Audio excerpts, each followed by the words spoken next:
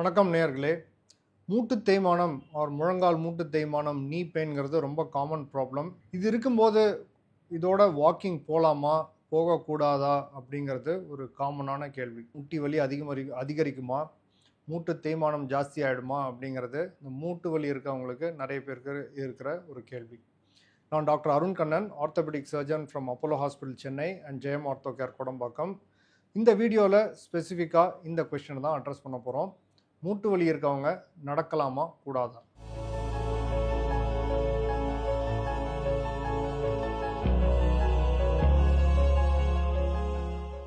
Walking or தினம் நடைப்பயிற்சிக்கு ஒரு சில டெஃபினட் அட்வான்டேஜஸ். ஏன்னா உங்களோட ஸ்டாமினாவை மெயின்டைன் பண்ணோம். நீங்கள் ஓரளவுக்கு ஒரு 20-30 மினிட்ஸ் நடக்கிறீங்க அப்படின்னா கொஞ்சம் வேர்க்கும், உங்கள் ஹார்ட் லங்ஸ் எல்லாமே வேலை பார்க்கும். ஸோ ஒரு cardiovascular fitness or cardio respiratory ஃபிட்னஸ்ன்னு சொல்லுவோம். நம்ம ஹார்ட்டு லங்கு எல்லாம் ஓரளவுக்கு ஆப்டிமலாக வேலை பண்ண வைக்கக்கூடிய ஒரு உடற்பயிற்சியாக இருக்குது. ரெண்டாவது பார்த்தீங்க அப்படின்னா உங்களுக்கு ஓரளவுக்கு வெயிட்டுக்கும் ஓரளவுக்கு மேனேஜ் ஆகும். டெய்லி நம்ம கொஞ்சம் வாக்கிங் பண்ணி கொஞ்சம் கேலரி ஸ்பெண்ட் பண்ணுறதுல வெயிட் கொஞ்சம் மேனேஜ் ஆகும். மூணாவது பார்த்தீங்க அப்படின்னா இதை ஒரு வெயிட் பேரிங் எக்ஸசைஸ் அப்படின்னு சொல்லுவோம். அதாவது நம்ம எலும்புகள் மேலே நம்ம எடை போட்டு நடக்கிறோம். அப்படி பண்ணும்போது தான் இந்த போனோட ஸ்ட்ரென்த் மெயின்டைன் ஆகும். இப்போ நீங்கள் நிறைய பேர் இந்த மசில் ஸ்ட்ரென்த் ஆர் மசில் டெவலப்மெண்ட்டுக்கு ஜிம்முக்கு போய் எக்ஸசைஸ் பண்ணுறதை பார்த்துருப்பீங்க. அது காமனாக தெரிஞ்சிருக்கும். போனோட ஸ்ட்ரென்த்தை மெயின்டைன் பண்ணுறதுக்கு walking is very very essential.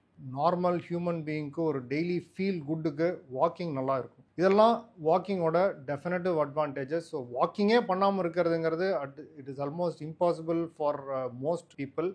So walking கண்டிப்பாக தேவை. மூட்டு வலி இருக்கவங்க இதில் எப்படி அவங்கள அடாப்ட் பண்ணிக்கலாம் அப்படிங்கிறத நம்ம பார்க்கணும். ஸோ மூட்டு வலி ஆர் மூட்டு தேய்மானத்தில் என்ன நடக்குது? இப்போ முழங்கால் மூட்டில் பார்த்தீங்கன்னா எலும்புக்கு மேலே ஒரு ஜவ்வு இருக்கும். அதுதான் கார்ட்லேஜ் அப்படின்னு சொல்லுவோம். இங்கே ப்ளூ கலரில் காமிச்சிருக்கிறோம். ஒரு எலும்புக்கு மேலே ஒரு கேப் மாதிரி இருக்கும். ஸோ எலும்புக்கு மேலே ஒரு ஸ்மூத் கவரிங் இருக்கும். ஸ்மூத் மூமெண்ட், ஃப்ரிக்ஷன் இல்லாமல் நீ ஜாயிண்டில் மூமெண்ட் ஏற்படுறதுக்கு இருக்கிற ஒரு அந்த ஜவ்வு பேர் தான் கார்ட்லேஜ். இந்த மூட்டு தேய்மானத்தில் ப்ரைமரிலி பார்த்தீங்கன்னா இந்த கார்ட்லேஜை தான் ப்ராப்ளம். கார்ட்லேஜ் தேஞ்சு போயிடும். ஸோ இந்த மாதிரி ஆகிடும். ஸோ இந்த ஒயிட்டாக இருக்கிறது நார்மல் ஜவ்வு, அதுக்கு ப்ரௌனாக இருக்குது அப்படின்னா தேய்மானத்தை குறிக்கிற மாதிரி இதில் காமிச்சிருக்கோம். ஸோ மூட்டு தேய்மானத்தில் இந்த ஜவ்வு தான் மெயினாக தேயுது. மூட்டு தேய்மானம் இருக்கவங்க ரொம்ப அதிகமாக நடந்தாலும் கண்டிப்பாக இதனால ப்ராப்ளம் வரலாம். ஏன்னா மூட்டில் வந்துட்டு எவ்வளோ நம்ம பாரம் கொடுக்குறோமோ, எவ்வளோ அதை ஸ்ட்ரெயின் பண்ணுறோமோ அதுக்கேற்ற மாதிரி கொஞ்சம் அந்த ஆர்த்ரைட்டிஸ் அதிகரிக்கலாம்.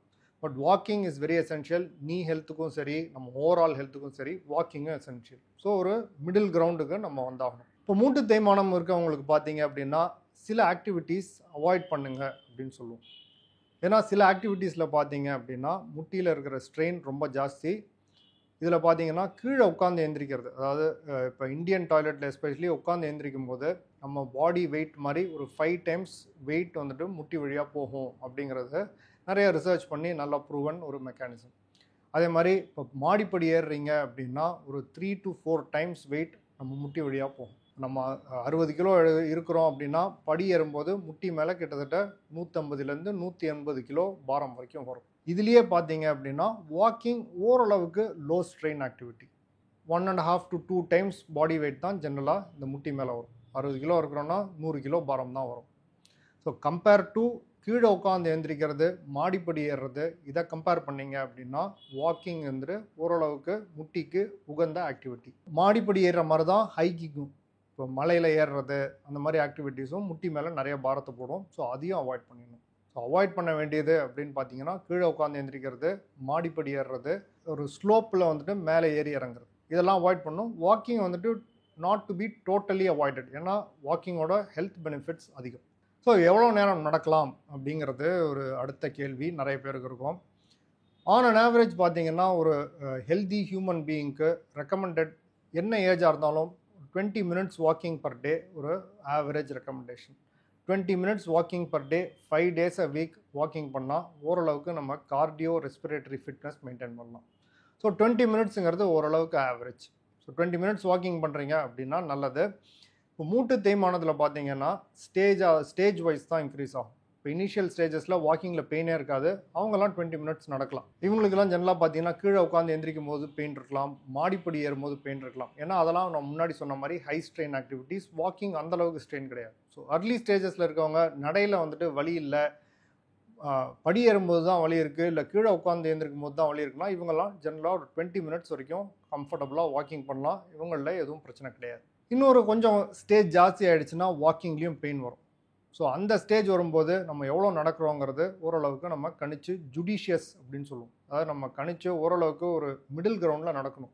எனக்கு முட்டு வலி வந்துருச்சு, ஆனாலும் பரவாயில்ல, நான் 4 கிலோமீட்டர் நடப்பேன், 1 கிலோமீட்டர் நடந்தே ஆவேன் அப்படின்னு நடக்கிறவங்க இருக்கிறாங்க. பட் அவங்களுக்குலாம் இந்த டேமேஜ் கொஞ்சம் அதிகரிக்கிறதுக்கான வாய்ப்புகள் நிறையவே உண்டு.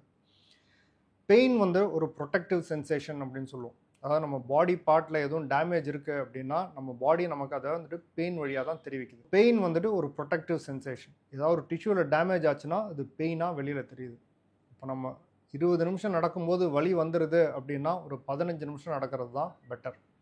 15 நிமிஷம் நடந்தாலே வலி வருதுன்னா அதுக்கும் ஒரு கம்மி பண்ணி ஒரு 12 மினிட்ஸ் 10 to 12 மினிட்ஸ் தான் நடக்கணும். ஏன்னா பெயின் இருக்குது அப்படின்னா உள்ள டேமேஜ் ஆகுது அப்படிங்கிறத நமக்கு புரிஞ்சுக்கலாம்.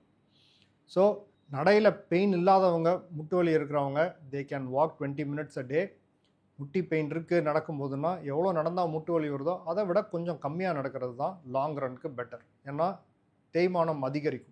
வாக்கிங்லேயே பார்த்தீங்க அப்படின்னா மற்ற சில நமக்கு மெத்தட்ஸும் இருக்குது. நிறைய வலி வர ஆரம்பிச்சிருச்சு அப்படின்னா பூல் வாக்கிங் இப்போல்லாம் நிறைய பேருக்கு ரெக்கமெண்ட் பண்ணுறோம். ஏன்னா பூல் வாக்கிங் பண்ணும்போது நீங்கள் தண்ணியில் இருப்பீங்க, ஒரு இடுப்பு வரைக்கும் தண்ணி இருந்தால் போதும்.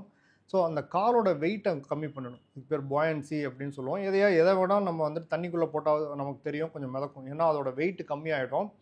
ஸோ நம்ம உடம்பு வெயிட்லேருந்து கொஞ்சம் கம்மி பாரம் தான் முட்டி வழியாக வரும். So pool walking is a very good exercise for people with இந்த நீ பெயின். ஆல்டர்னேட் எக்ஸசைசஸும் இருக்குது. சைக்கிளிங், ஸ்விம்மிங், இது ரெண்டும் நீ ஆர்த்ரைட்டிஸ் அண்ட் பெயின் இருக்கவங்களுக்கு நல்ல எக்ஸசைஸ். ஏன்னா பாடியோட வெயிட் முழங்கால் வழியாக போகிறது கிடையாது. சைக்கிளிங்லேயும் சரி, ஸ்விம்மிங்லேயும் சரி. ஸோ இவங்க அதெல்லாம் பண்ணலாம். பட் கொஞ்சம் வாக்கிங்கும் தேவை. ஸோ அதனால் வாக்கிங் பண்ணலாம். வாக்கிங் பண்ணும்போது வெளியே இருந்துச்சு அப்படின்னா pool walking is another excellent alternative. So walking பண்ணும்போதே இந்த மூட்டு தேய்மானம் இருக்குது அவங்க நிறைய பேருக்கு பார்த்தீங்கன்னா கொஞ்சம் போலெக்ஸ் இருக்கும், கால் ரெண்டும் கொஞ்சம் வளைஞ்சிருக்கும். அதாவது பாதம் ரெண்டும் சேர்த்து வச்சு நீங்கள் கண்ணாடி முன்னாடி நின்னீங்கன்னா தெரியும், முட்டி ரெண்டுத்துக்கும் நடுவில் கொஞ்சம் இடைவெளி வந்துடும். இதுக்கு பேர் தான் போலெக். இந்த மாதிரி இருக்கவங்களுக்கு முட்டியோட உள்பகுதி ஒரு மீடியல் பார்ட் அப்படின்னு சொல்லுவோம். இந்த பகுதியில் தான் அதிகமான ஆர்த்ரைட்டிஸும் வரும், ஸ்ட்ரெயினும் வரும். ஸோ இவங்களுக்கு நாங்கள் காமனாக என்ன ரெக்கமெண்ட் பண்ணுறதுன்னா டோ அவுட் கெயிட் அப்படின்னு சொல்லுவோம். நம்ம நடக்கும்போது இந்த பாதத்தை கொஞ்சம் லேசாக வெளியில் திருப்பி நடக்கிறது. இப்போ சாதாரணமாக நம்ம நடக்கும்போதே பாதம் கொஞ்சம் வெளியில் திரும்பி தான் இருக்கும். அதையே கொஞ்சம் எக்ஸாஜரேட் பண்ணி அதிகப்படுத்தி நடக்கிறது டோ அவுட் கேட்னு சொல்லுவோம். இது ஏன் அப்படின்னா இந்த மாதிரி பண்ணும்போது அந்த முட்டியோட உள்பகுதிக்கும் வெளிப்பகுதிக்கும் இருக்கிற அந்த வெயிட் டிஸ்ட்ரிபியூஷன் மோர் ஈக்குவல் ஆகிடும். ஸோ உள்பகுதியில் அதிகமான பாரம் வராது. இது ஒரு நேச்சுரல் ப்ரொடெக்டிவ் மெக்கானிசம். இப்போ மூட்டு வலி இருக்கவங்க நிறைய பேர் பார்த்தீங்கன்னா தெரியும், அவங்க மாடிப்படி ஏறும்போது கொஞ்சம் சைடில் திரும்பி ஒருபடியாக ஏறுவாங்க. ஸோ இதோட எக்ஸாஜரேட்டட் அந்த டோ அவுட் கேட்டோட எக்ஸாஜரேட்டட் ஃபார்ம் தான் இது. ஸோ மாடிப்படி ஏறும்போது சைடில் திரும்பி ஏறும்போது இந்த முட்டியோட உள்பகுதிக்கும் வெளிப்பகுதிக்கும் இருக்கிற வெயிட் டிஸ்ட்ரிபியூஷன் கொஞ்சம் ஈக்குவல் ஆகிடும். ஸோ படி ஏறும்போதும் அந்த மாதிரி ஏறுறது பெட்டர். இப்போ இன்னொன்று பார்த்தீங்க அப்படின்னா கான்க்ரீட் ஃப்ளோரில் நடக்கிறது வர்சஸ் நம்ம நேச்சுரல் ஃப்ளோர்ஸில் நடக்கிறது. கான்க்ரீட் ஆர் ஹார்ட் ஃப்ளோர்ஸ் எப்போவுமே கொஞ்சம் ஸ்ட்ரெயின் அதிகப்படுத்தக்கூடிய ஒரு விஷயம்தான். ஸோ கான்க்ரீட் ஃப்ளோர்ஸில் நடக்கிறத விட நேச்சுரல் மண் இல்லை லான் ஆர் மட் ஃப்ளோர்ஸ் இதில் நடக்கிறது பெட்டர். இது கொஞ்சம் முட்டியில் இருக்கிற ஸ்ட்ரெயினை கம்மி பண்ணும். அப்படி முடியல அப்படின்னா கான்க்ரீட்டில் தான் நடக்கிறீங்க ஆர் சம் ஹார்ட் சர்ஃபேஸில் தான் நடக்கணும் அப்படின்னா the other thing that you can do is wear proper shoes when you are walking. நல்ல cushiony shoe, proper walking shoe போட்டிங்கன்னாலும் அந்த இம்பேக்டில் இருக்கிற அந்த ஒரு ஷாக்கை வந்துட்டு கம்மி பண்ணிடும். ஸோ இந்த முட்டியை மேலே ஏறுற பாரம் கொஞ்சம் ஸ்லோவாக ஏறும். அதனால் இது ஒரு ப்ரொடெக்டிவ் மெக்கானிசம். இன்னும் கொஞ்சம் அதிகமாக இருக்கவங்களுக்கு ஜென்ரலாக ஒரு சில டைம் இந்த நீ பிரேசஸ்ன்னு சொல்லுவோம். நீ பிரேசஸ் கொடுத்தும் நடக்க வைக்கலாம். பட் ஜென்ரலி அது அந்தளவுக்கு கம்ஃபர்டபுள் இல்லை.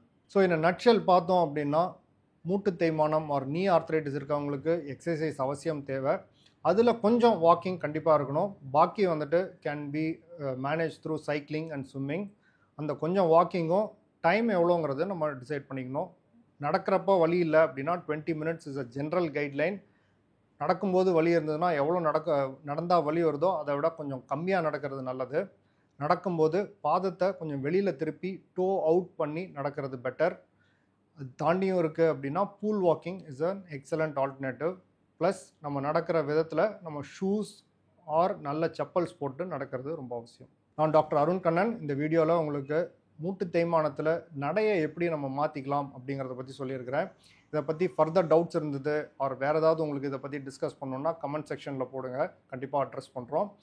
மூட்டு தேய்மானம் ஒரு மூட்டு வலி இருக்கவங்களோ உங்கள் ஃப்ரெண்ட்ஸ் ரிலேட்டிவ்ஸ்க்கு இந்த வீடியோ ஷேர் பண்ணுங்கள். I'm sure they will find it useful. Thank you.